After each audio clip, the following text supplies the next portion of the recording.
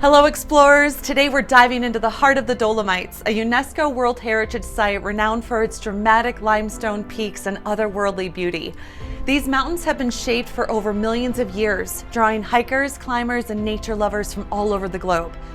Today we're diving into the heart of this region for a hike that's equal parts challenging and breathtaking. This isn't just a typical out and back hike, it's a full circuit around the 9th tallest mountain in the Dolomites. Welcome to the Sassolungo Group Loop, a 17-kilometer adventure that's going to take us in a full circuit around this mountain range, through lush meadows, rocky terrains, and right up to some of the most jaw-dropping peaks you'll ever see. Let's go!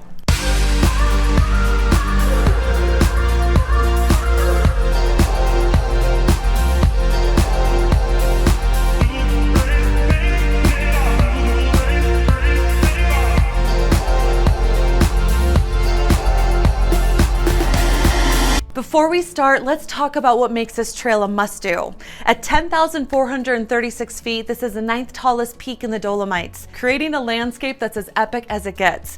Now, if you haven't seen my episode on paragliding around these same mountains, be sure to check that out so you can get a bird's eye view. It's not every day you get to experience the same mountains by foot and by air. Now, what makes the Sassolungo Group Loop extra special is that it's a circuit hike. I love circuit hikes because it means that every corner is a new view and new terrain without ever retracing your steps. Before we hit the trail, there's a few things you need to know to make the most out of your Sassolungo Group Loop hike. First up, the parking. The easiest spot to park is at the Hotel Pasosella. It's super convenient because it's right at the trailhead, so you can jump out of your car and hike without any hassle. But if you park there, be sure to get there early as it's common for the lot to fill up by 9 a.m. For early birds like me, this works out perfect. If you don't want to park and you're staying in Val Gardena, Santa Cristina, or Ordizay, you're in luck. There's a public bus, line 471, that runs every 30 minutes and takes you straight to Pasosella. Easy peasy, no need to worry about driving and parking. Good morning from the Sassolungo region, a region that I have completely fallen in love with here. Today I'm going to be doing the circuit hike around Sassolungo, which is right here. It is a 3-peak mountain group. Sassolungo is actually the tallest of the 3 peaks. This circuit hike is a little over 10 miles, about 2,700 feet of elevation gain. It's supposed to be a really awesome, beautiful, undulating trail, and I'm pretty sure there are at least 4, if not 5 refugios. So today what I'm going to be doing is I'm actually going to be going in the counterclockwise direction, because the final refugio in that direction is supposed to have some amazing, luxurious food choices. Not only that, today is a perfect day. Light wind, it's about 40 degrees Fahrenheit, and not even a cloud in the sky, which for this time of the year, which is mid-September, is apparently, from what I keep hearing, very, very rare. It's going to be a great adventure. I'm excited to take you on the journey with me. Let's get to it.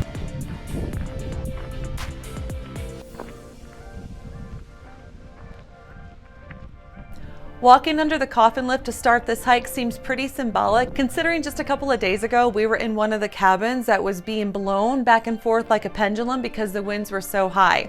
So needless to say, as I'm looking back up at this memory, I'm pretty happy to be on solid ground right now. Now, I love learning languages, so I wanted to share this tidbit that the name Sassolungo literally translates to long stone in Italian, and once you see it, you'll understand why. These peaks dominate the skyline. They stretch out across the horizon in this beautiful display of these elongated mountains that aren't only visually stunning, but they're symbolic of how majestic these mountains are. One of the best parts about the Sassolungo Group Loop, there is no need to lug around heavy packs filled with food, because this trail is dotted with 4 incredible refugios. Now, to be fair, I was so consumed by the hike itself that I didn't spend a lot of time in the refugios.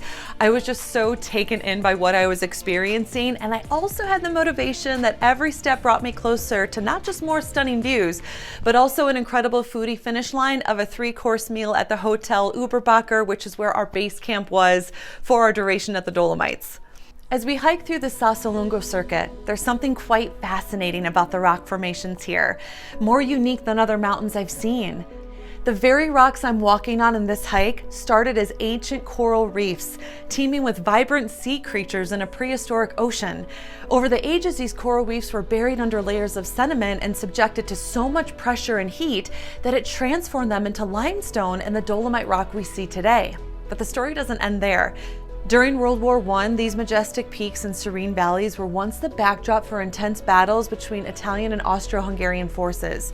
Soldiers battled in these harsh and rugged terrains, and they actually left behind tunnels that you can still find today. One of the most impressive things about this circuit is that you literally are right at the base of Sassolungo the entire time. Now, the first refugio that you're going to experience if you do this hike counterclockwise, which is what I chose to do, is Refugio Cime. This is only a couple miles into the circuit, but it was so early in that I wanted just to keep experiencing the hike, knowing that I had a lot more miles ahead of me. Once you make a turn past the Refugio, you're going to get to see the Sizer Alm region in the distance, and instantly the terrain changes. You're out of the blazing sun and into full shade, forest, and narrow paths.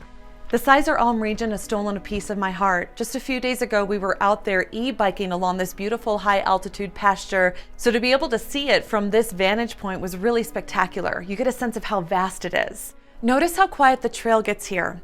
A lot of people will head to Refugio Cime or go the opposite way to Frederick August Hut, which isn't a bad idea at all if you just want to do part of the circuit. But if you're looking for the full experience, do the entire trail. One of the reasons why I love this trail so much is that it literally hugs along the base of the mountains, especially along this section of the hike. So take advantage of the fact that you're literally standing at the foot of these beautiful peaks and you can look straight up at them and then out of these beautiful vista views to your right. Now the trail continues like this for several miles and then you're eventually going to reach the halfway point. Here you have a choice to make. Add more elevation gain and get up to the scenic Refugio Vicenza, which is nestled at 2,253 meters. It offers stunning views and a great place to rest. As tempted as I was to go up the Refugio, if it was in the summer months, I would have done it in a heartbeat. But because this was in September, in that transitional season, snow had already fallen on these mountains. So that means that the zigzag path was already covered in really slick ice. Now look, if I had some micro spikes with me, I could have strapped them on my boots. It would have been absolutely no problem. I would absolutely recommend taking this detour if the trail conditions are good. Not only do you get to experience the panoramic views of Sizer Alm, you also get to see one of the most iconic peaks in the Dolomites, one of the most photographed ones, Secchita, in the distance.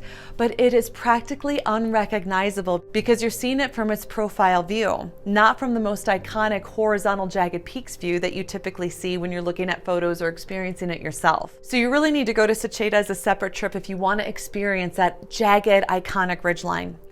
You can see how far this trail goes. If you look way, way back there, you'll see the trail cut down and across through the other side of Sassolungo. And now we're in this really beautiful pasture. And just up at the top there is going to be getting up to the other side of Sassolungo. It's a great trail. You really get the perfect amount of up and down. The terrain overall is really great. Some areas are a bit loose.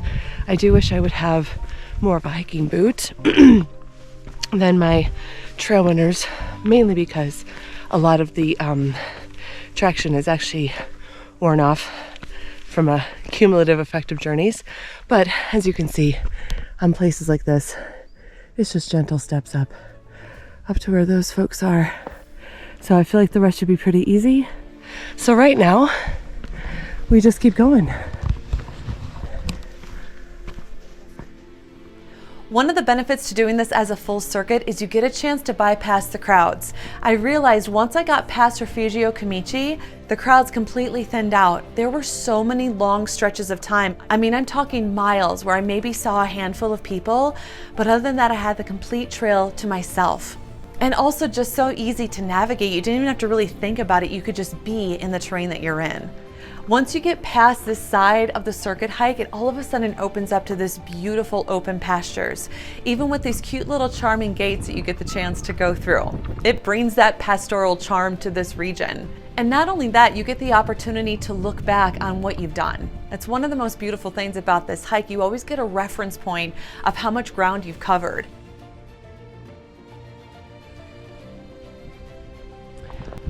It gives me great joy to share with you that within my sight is Refugio. Oh, I forgot the name of it. I'm not tired. Sasso Piatto, I think, at one of the highest points here of the circuit. And I'm pretty sure by the looks of how high we are up on the range and how windy it is with the snow that we are very close to our final descent down. Once I get to the third refugio, I couldn't resist being able to just stop and take in that experience. Grab a drink, take a couple of minutes to chill and just experience the comforts of this part of the culture. And also, to be fair, knowing myself, there's a part of every hike, no matter how stunning the views are or how exciting the trail is, where you start to feel tanked. That's where I am at the point of this trail, and I swear every time it happens, no matter how long the trail is. One of the reasons why I really love the Sassolungo hike is that it's not going to be at the top of the list of what to do in the Dolomites. A lot of times when people are thinking about circuit hikes, they think about places like Cime, where you have these 3 rugged, iconic peaks. And that's a beautiful circuit hike that my husband and I did while we were here. But the challenge is that it's incredibly crowded. You're going to deal with a lot more people. You're going to lose a lot of the serenity. And while the mountains in and of themselves are stunning, you actually get a really similar experience here with more creature comforts, more peace, and just as epic of views. This might be one of the most rewarding hikes I've done to date. I think because not only is it a circuit hike, right? You're not just going out and back. You're literally getting different views the entire time. But you have the culture of the refugios, places where you can stop every couple of miles.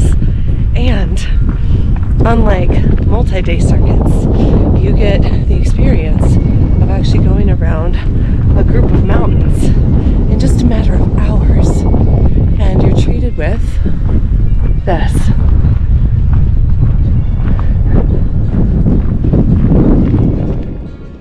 Before we get to the end, I want to talk about one of my favorite stops on this hike, Frederick August Refugio. Named after the legendary Frederick August, this refugio is a perfect spot to catch your breath and soak in the incredible surroundings. Not only are the views epic, this refugio offers some of the most fantastic local cuisine. Whether you're in the mood for a hearty bowl of pasta or a hot cappuccino, this place has got you covered.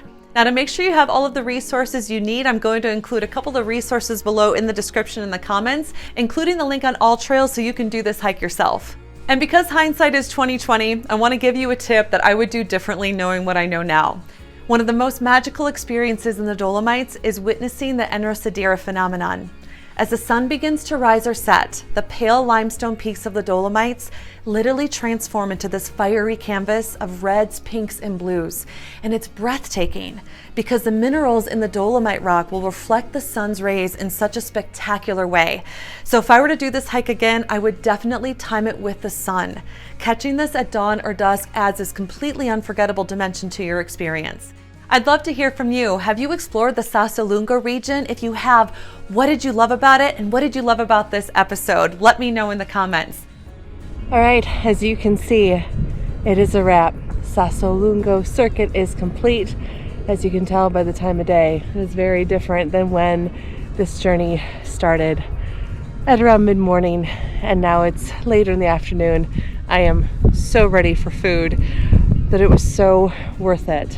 And I will leave you with this final view of Sassolungo, hidden now with the silhouette from the sun. Thanks for being on the journey with me. Hey, thanks so much for watching today's episode. Take a second and like this video, then subscribe to explore this so you can get notified on when the next episodes come out, where we're going to be seeking adventure, tasting the world, and discovering everything. So excited to have you with me. I'm your host, Ahana, and I will see you next time.